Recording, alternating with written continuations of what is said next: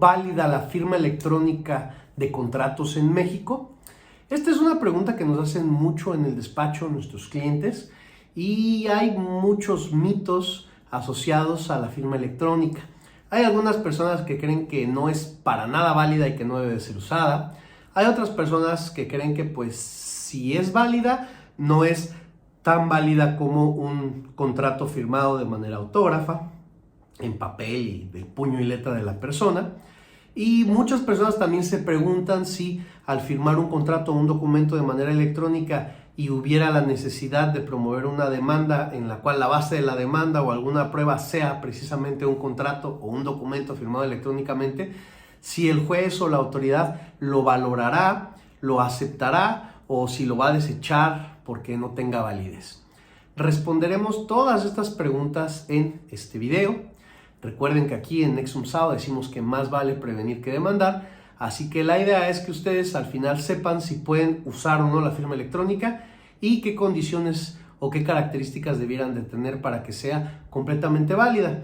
Recuerden que si tienen cualquier duda o pregunta la pueden dejar en los comentarios y con todo gusto se las contestaremos. Antes de comenzar con el video, quiero invitarlos a seguirnos en nuestras redes sociales. Nos encuentran como Nexum SAO y como Fausto Banuelos en todas las redes sociales, inclusive la de los bailes, aunque todavía pues no bailo y muy probablemente no lo haga. Entonces ahora sí, vamos a la pregunta.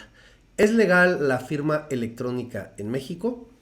Antes de comenzar a hablarles de la firma electrónica en México, les quiero dar un breve antecedente y tiene que ver con el blockchain. Ahorita no está ya muy de moda, lo que está de moda ahorita es la inteligencia artificial y todos los crypto bros que estaban muy entusiasmados con el cripto hace algunos meses o años, ahora están muy entusiasmados con ChatGPT, ¿no? No todos, pero pues algunos o muchos. Sin embargo, de lo que quiero hablar es del blockchain, que creo que es la parte más rescatable de todas las criptos.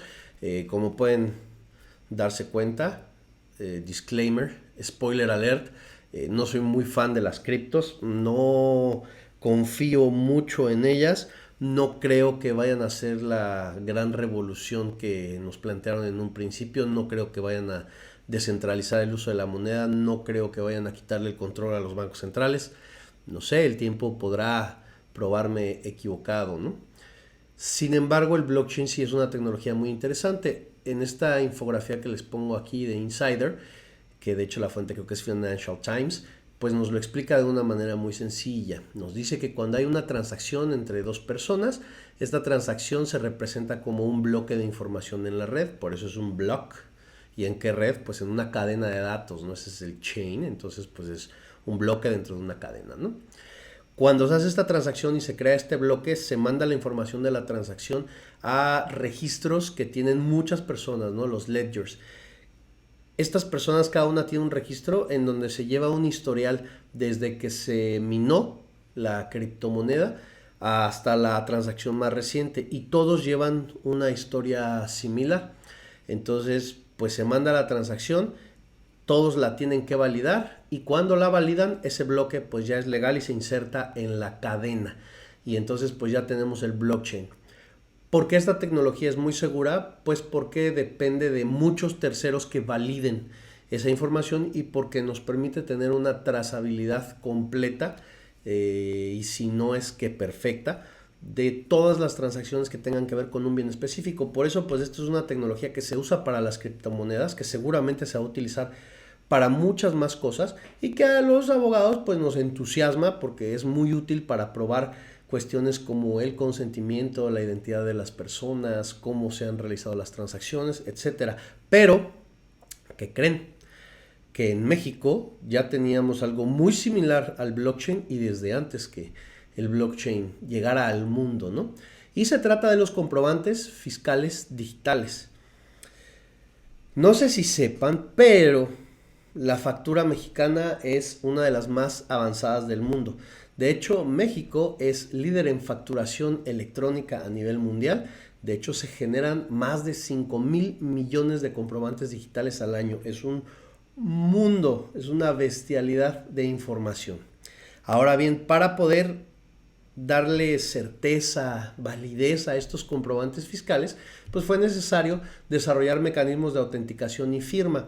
De hecho, ahorita ya vamos en el CFDI 4.0, que ha sido un dolor de cabeza para muchas personas, pero cada vez va avanzando mucho, mucho más. Y pues para amarrar todo este tema de los comprobantes fiscales digitales, en 2010 se creó la Ley de la Firma Electrónica Avanzada, que regula el uso de la FIEL, que es con la que firmamos los CFDIs. Entonces, como pueden ver, México está muy avanzado en este tema. Pudiera parecer una sorpresa, pero no lo es. De hecho, hay información que el SAT puede obtener en 3 o 4 clics, que el Internal Revenue Service de Estados Unidos, el IRS, que es el organismo que sería análogo al SAT, pero en Estados Unidos, pues no puede conseguir. Hay información que no tiene, que el SAT pues, puede conseguir en 2 clics, ¿no? Imagínense qué tan avanzado está. Y como antecedente tenemos también al Código Civil Federal y al Código de Comercio, que son los que vamos a ver a continuación, ¿no? Empezaremos por el Código Civil Federal. Es un ordenamiento pues bastante antiguo. De hecho, pues todo nuestro sistema legal viene del derecho romano, y si ustedes comparan el Código Civil romano con el nuestro, digo, no son idénticos, pero pues tienen como que los mismos principios. No ha evolucionado mucho la materia civil.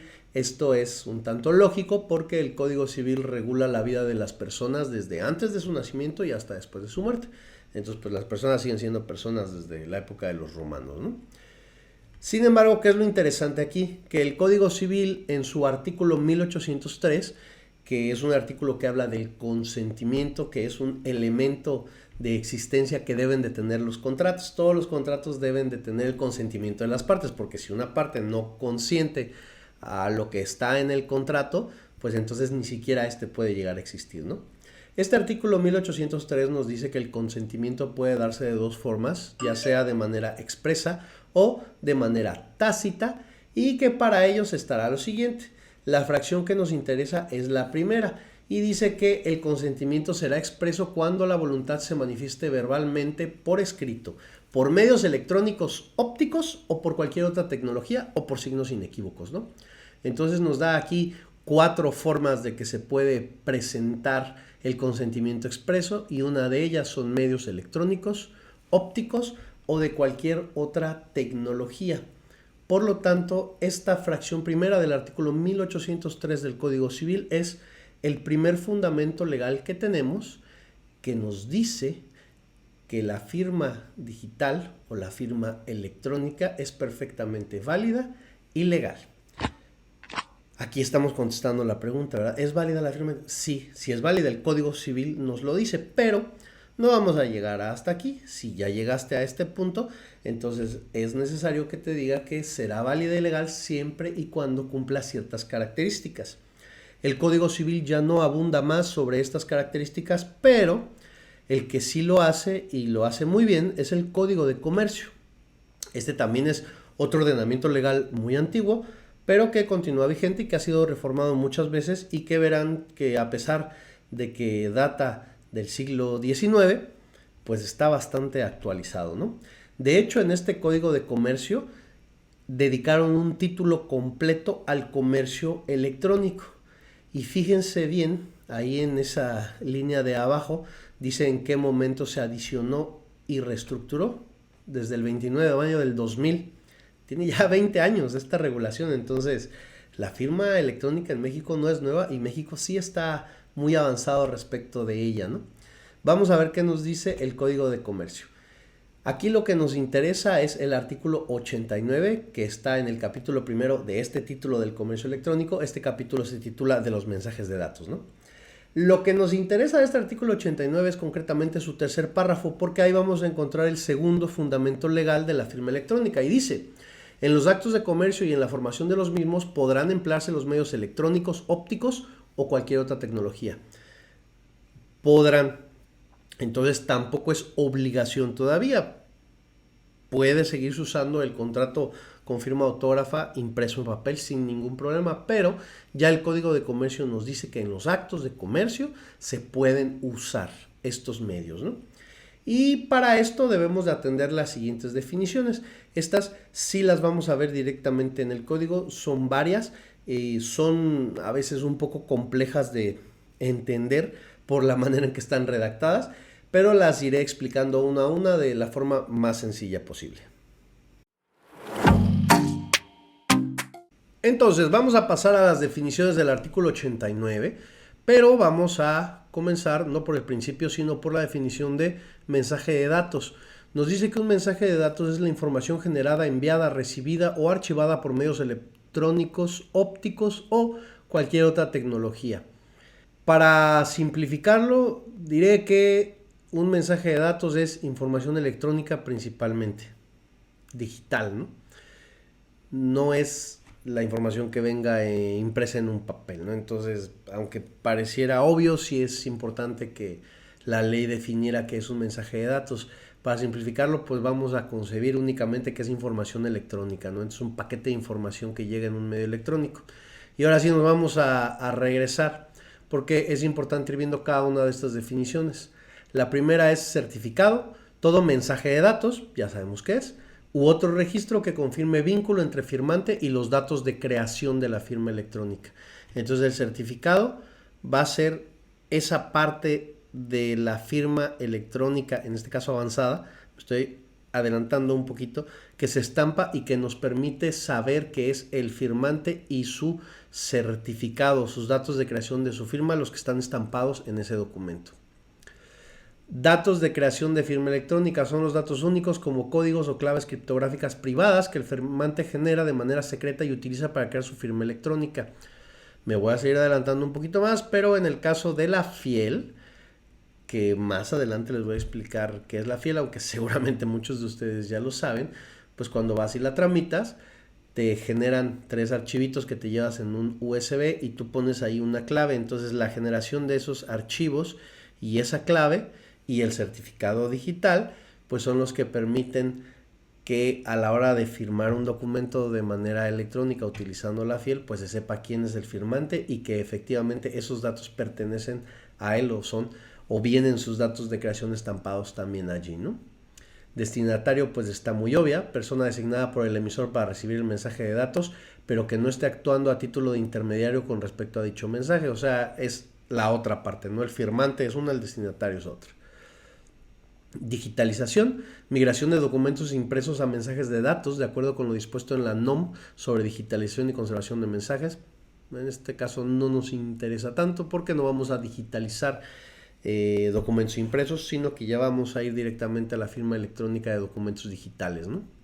Emisor, toda persona que al tenor del mensaje de datos haya actuado a nombre propio o en cuyo nombre se haya enviado o generado ese mensaje antes de ser archivado, si este es el caso, pero que no haya actuado a título de intermediario. El emisor también pues va a ser firmante, ¿no?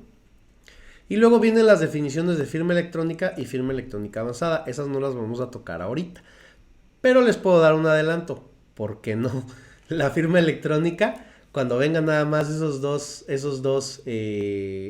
palabras, debemos entender como que es la firma electrónica simple.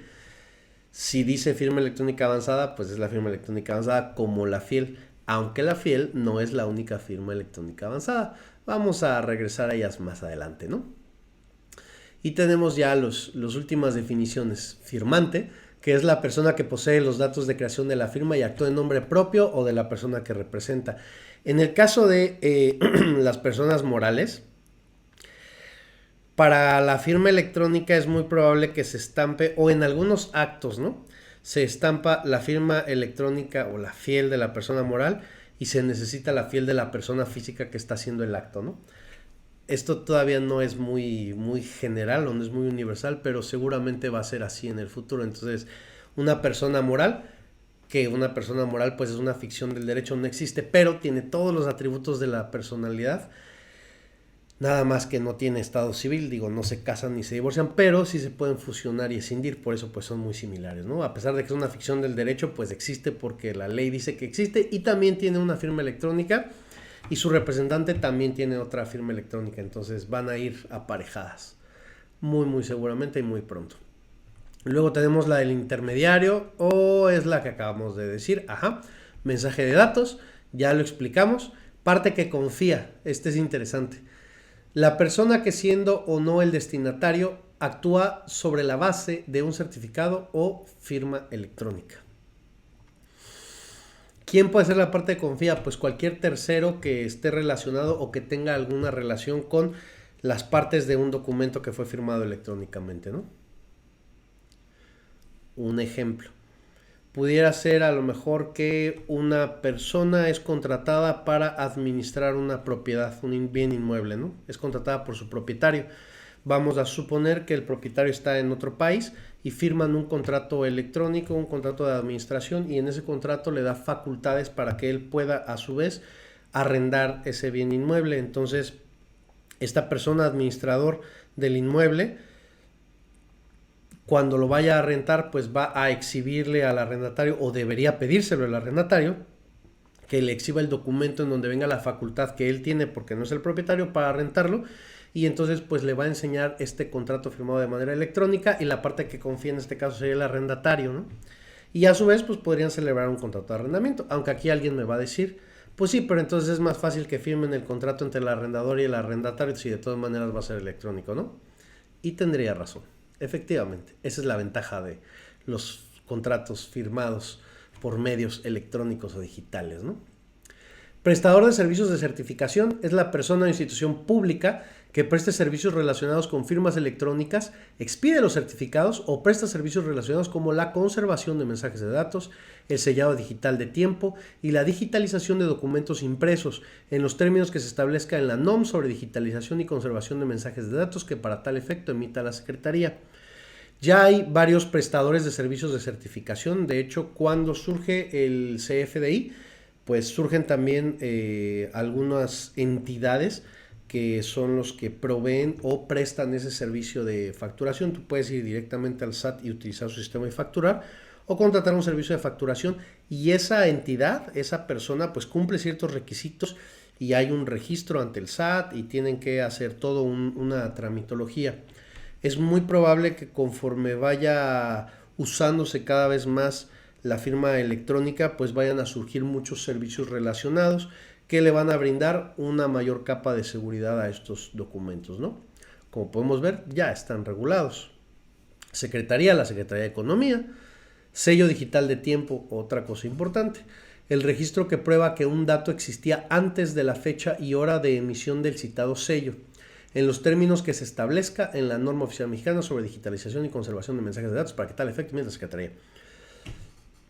Este sello digital de tiempo es interesante. Muchas personas acuden ante un notario público actualmente para ratificar contratos, y una de las razones por la que lo hacen, o por que les interesa más de esto, es la fecha cierta. Entonces el notario, al ser una entidad que se le presta la fe pública, cuando él dice que ante él dos personas celebraron un acto y él estampa ahí en el libro y pone y tal, pues ya hay una fecha cierta, ¿no? De esta manera no podría decirse que a lo mejor ese documento que trae una fecha se hizo en otra fecha posterior y se puso esa fecha, ¿no? ¿Para qué? Pues ya sabrán. Luego tenemos sistema de información. Se entenderá todo sistema utilizado para generar, enviar, recibir, archivar o procesar de alguna forma o de alguna otra forma mensajes de datos. Y por último, el titular del certificado, la persona a cuyo favor fue expedido el certificado. Como pueden ver, las definiciones son un poquito complejas, pero son importantes para entender bien este tema. Ahora sí, vamos a pasar a las definiciones de firma electrónica y firma electrónica avanzada. Y bueno, ya que vimos esas definiciones, vamos a pasar ahora sí a lo que nos ocupa, la firma electrónica. Como pudieron ver, en esas definiciones hubo dos, la firma electrónica simple y digital, que en ese momento les dije que no le iba a tocar, pero ahora sí, ya las vamos a ver porque estas son las que nos interesan y las que queremos entender. Y vamos a comenzar con la firma electrónica simple. Volvemos a las definiciones. La firma electrónica simple, el Código de Comercio la nombra así nada más, como firma electrónica, ¿no? Entonces, cuando venga nada más firma electrónica, pues debemos de saber que se trata de la simple. Podemos entender como firma electrónica simple a los datos en forma electrónica consignados en un mensaje de datos o adjuntados o lógicamente asociados al mismo por cualquier tecnología, que son utilizados para identificar al firmante en relación con el mensaje de datos e indicar que el firmante aprueba la información contenida en el mensaje de datos, y esto es muy importante, pongamos atención, y que produce los mismos efectos jurídicos que la firma autógrafa, siendo admisible como prueba en juicio. Aquí esta definición nos dice todo. Ya tenemos la respuesta completa. ¿Es válida la firma electrónica en contratos en México? Sí, es completamente válida.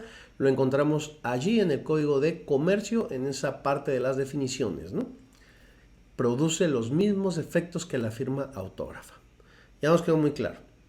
Ahora, como les dije antes, las definiciones por la redacción pues a veces pueden ser un poco difíciles de entender. Por lo tanto, les voy a despiezar aquí qué es la firma electrónica o en qué circunstancias se puede considerar que se trata de firma electrónica simple.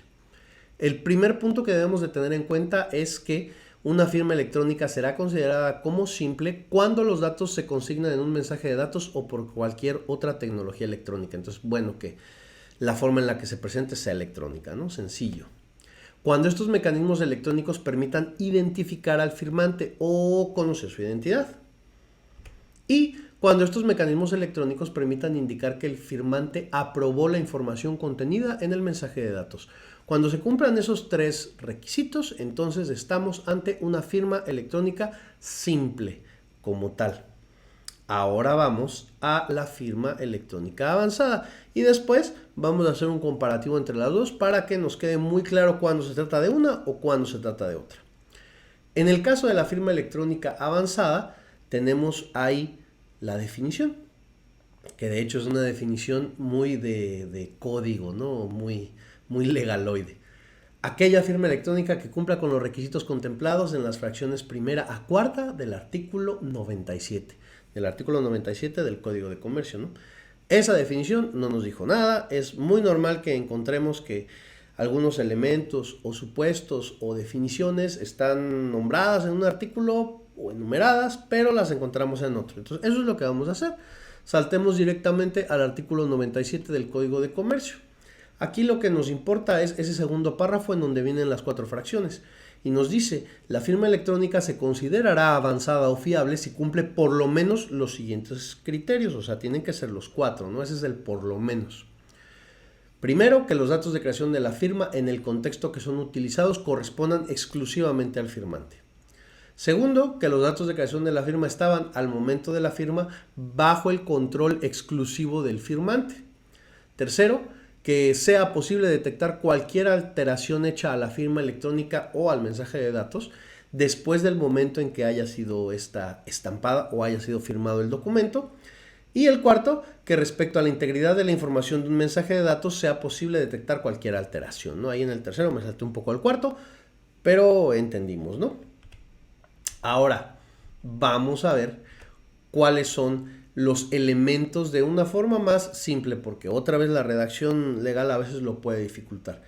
El primero de ellos, o yo le llamo la primera mitad de la firma electrónica avanzada, es que los datos de creación de la firma, datos, códigos o claves criptográficas privadas, hayan sido generados por el firmante de forma secreta, permitan determinar que le pertenecen exclusivamente a él y que estaban bajo su control. Aquí ya voy a usar como ejemplo a la FIEL. Cuando ustedes fueron a tramitar su FIEL, los que ya lo hayan hecho, los que no, pues ahora van a saber en qué consiste, pues te piden que lleves documentos, ¿no? Obviamente tu identificación, me parece que piden el acta de nacimiento y la CURP, no recuerdo bien, ahí lo pondré en texto, pero lo que sí hacen es que te toman tus huellas digitales y te toman también las huellas de tu iris, ¿no? De esta manera determinan que esa firma le pertenece exclusivamente a esa persona.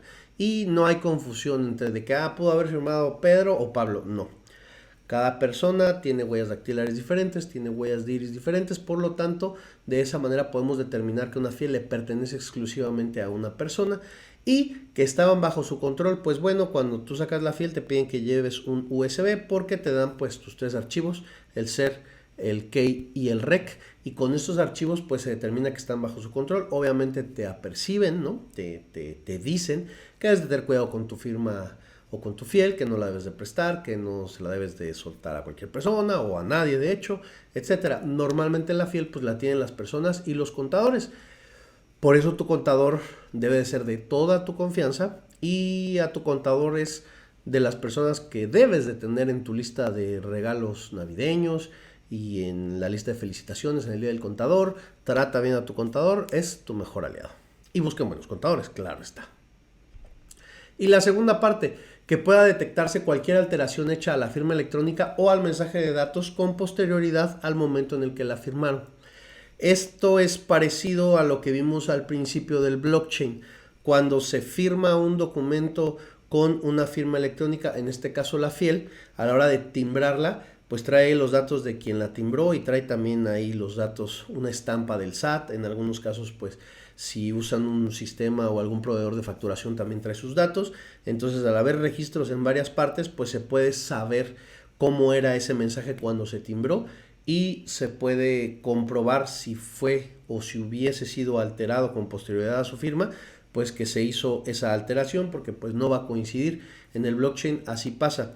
Los ledgers, que son muchas personas, cientos o miles de validadores, cuando hay una transacción que algo no coincide, entonces se checan los registros de todos. Si hay un registro, por ejemplo, que es el que no coincide, pero el de todos los demás sí coincide y es diferente de este, pues ese registro se elimina, porque entonces eso significa que fue alterado, ¿no? Entonces, como pueden ver, la firma electrónica avanzada pues tiene unos elementos de seguridad mayores que los de la firma digital o la firma electrónica simple. Entonces, ahora sí, para concluir, ¿cuál es la diferencia entre uno y otro? Pues en la firma electrónica simple tenemos que se aplica a mensajes electrónicos, que permite identificar al firmante y que permite saber que esta persona, este firmante, aprobó el mensaje de datos. Es así de sencillo. Su identidad, su consentimiento y que sea electrónico, y entonces ya estamos ante la presencia de una firma electrónica simple.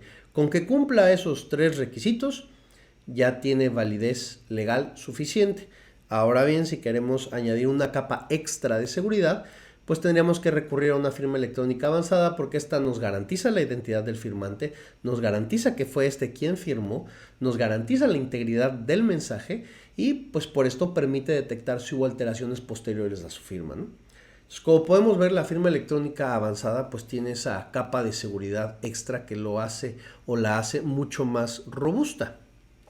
Y pues hasta este punto creo que ya respondimos a la pregunta de si la firma electrónica es legal en México. Ya lo saben, es plenamente válida, es plenamente legal. Y para concluir quiero darles algunas últimas consideraciones, ¿no? La primera de ellas es que el uso de la firma electrónica pues está debidamente regulado ya por la legislación mexicana. Esto es algo que pues a veces sorprende a la gente, pero pues México está bastante avanzado en estos temas de firma electrónica y de comprobantes fiscales digitales. Está debidamente regulada y por lo tanto puede ser usada sin ningún problema. Ahora bien, cuando explico esto, pues muchas personas se sorprenden y algunas otras me dicen, bueno, sí, entonces sí es legal, pero pues seguramente si tienes algún problema o tienes que ir a algún juicio, pues seguramente el juez no va a conocer de este tema porque luego no están tan actualizados y va a ser muy difícil. Pues fíjense que no. Eso nos lleva a la segunda consideración. Muchas autoridades ya y muchos jueces utilizan de forma habitual la firma electrónica en su trabajo. De hecho, todo esto se aceleró con el tema de la pandemia y cuando pues había restricciones por el tema de los contagios en cuanto a los temas de convivencia y de estar varias personas en el mismo espacio. Entonces muchas autoridades continuaron laborando y los oficios o los actos que producían los empezaron a firmar con su firma electrónica avanzada, que en este caso pues se las proporciona a su propio empleador, el gobierno, su fiel. Ya es perfectamente común ver sentencias que vienen firmadas con la fiel, pero no solo eso, también hay muchas otras autoridades o muchos otros organismos de la Administración Pública Federal, como por ejemplo, creo que todos los de la Secretaría de Hacienda y de Economía ya firman sus oficios con su fiel. Y entonces pues tú te vas ahí al final del oficio y pues viene la firma del funcionario, pero es una firma electrónica y es perfectamente válida y es perfectamente legal. Entonces esto significa que si tuvieras que realizar en alguna demanda o en algún acto judicial, ¿no? Jurisdiccional, tuvieras que recurrir a presentar alguna prueba como un contrato electrónico, pues no solamente es válido y legal, sino que muy seguramente el, el juez pues está muy empapado de cómo funciona esta firma electrónica y no va a ser nada nuevo para él ni nada que le sorprenda.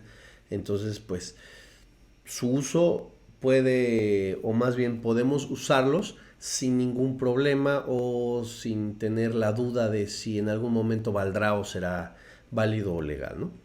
Creo que con esto ya cubrimos el objetivo principal de este video, que era saber si es legal y si se puede usar.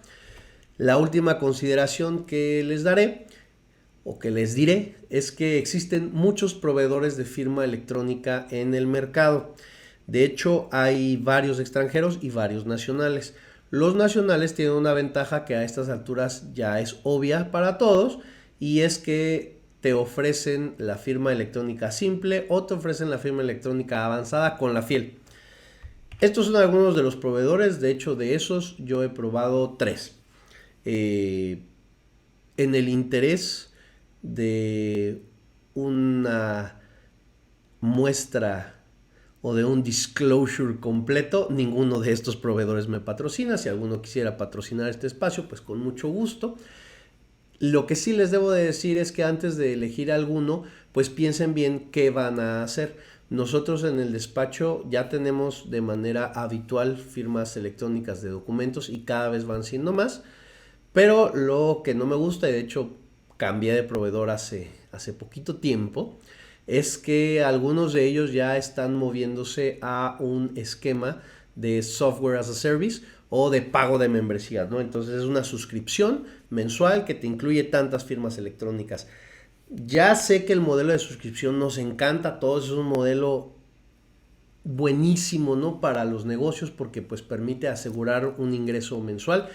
Pero a los consumidores no nos encanta tanto si no estamos completamente convencidos de que le vamos a sacar jugo al modelo de suscripción. Por eso yo migré a otro que es uno de esos, en el cual pues tú compras paquetes de firmas electrónicas y pues cuando se te acaban compras más y no hay más problema, ¿no? Entonces antes de elegir un proveedor, pues nada más piensen para qué lo quieren. Muchos tienen periodos de prueba gratuitos, así que pueden utilizarlo para comenzar a probar sus contratos, y la verdad es que están bastante chulos porque pues te viene el PDF y hasta el final o en cada una de las hojas vienen las firmas y vienen en dónde se tomaron y en dónde se firmaron. Algunos hasta piden al firmante que abra su cámara y se toma una foto. Entonces no sé si a algunos ya les ha tocado, pero está bastante entretenido este tema de la firma digital.